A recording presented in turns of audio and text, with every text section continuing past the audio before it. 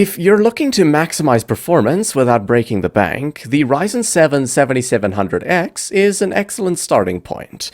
Because of its high performance and affordable price, this is a chip that pairs well with both budget and high-end components. The performance scales well with more powerful GPUs, and if you throw in some fast RAM and storage, you're in for an excellent gaming experience. To get started with this value-focused build, I went with the MSI B650 Gaming Plus Wi-Fi for the motherboard. This board is a great choice as it features Wi-Fi 6E, Bluetooth 5.3, dual PCIe Gen 4 M2 slots, and beefy heatsinks for the VRM and chipset.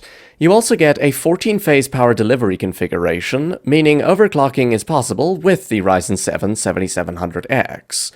It also supports 256 GB of DDR5 memory at 7,200 megatransfers per second, meaning you can pick any high-end DDR5 kit off the shelves and be good to go. The only thing missing here is PCIe Gen 5 support on the M2 slots. However, this is not a big deal breaker considering how expensive PCIe Gen 5 SSDs are, and that they barely affect gaming performance.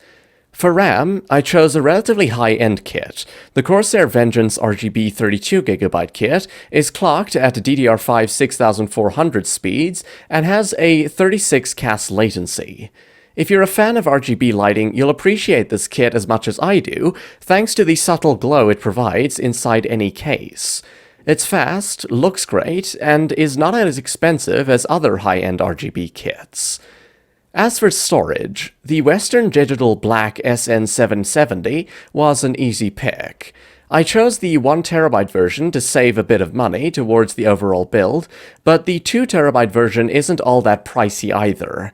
This SSD lacks a DRAM cache, but makes up for it with an efficient HMB buffer that doesn't sacrifice load times in games. It's only a bit pricier than some entry-level SSDs, but has much better performance and reliability.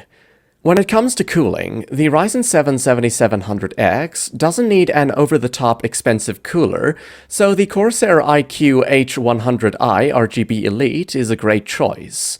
For those of you who prefer the look of an AIO over air coolers, this one is cheap, features RGB lighting on the pump, and comes with two 120mm fans that never get too loud. This cooler does a great job of keeping temperatures in check, and it looks great while doing so. For the graphics card, as we're focusing on 1440p gaming with this build, I went with the RTX 4070. This GPU is a better choice than something like a Radeon RX 7900 XT, mainly because it has lower power consumption and features like DLSS and NVIDIA frame generation. AMD cards also have similar features, but the quality of upscaling and frame generation is a bit better with NVIDIA. As for the raw performance, the 4070 is a beast. It easily handles all modern titles at 1440p with high frame rates, and the 7700X does a great job of making sure that there's no bottleneck.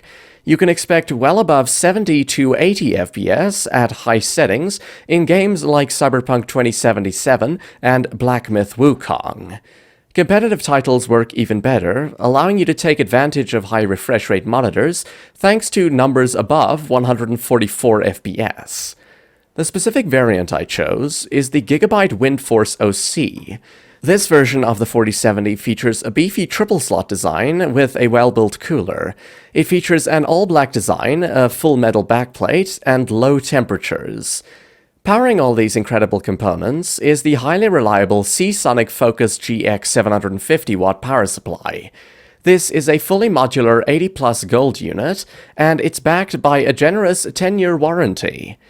Seasonic is considered to be the best in the power supply game, and this is why I recommend this unit if you care about longevity. To house all of these components, I chose the extravagant Montech XR case.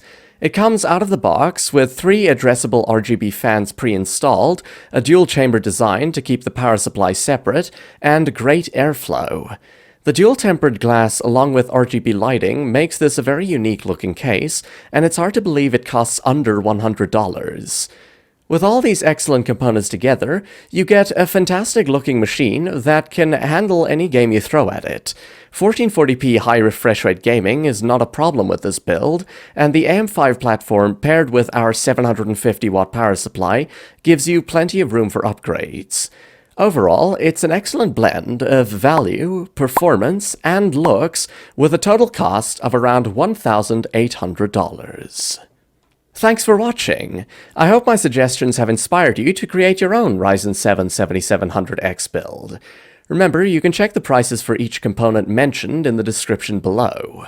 And if you're interested in more PC building suggestions and hardware reviews, be sure to check out more of my videos. Before you go, please don't forget to like this video, subscribe to stay updated, and let me know your opinion and suggestions in the comments. See you in the next one.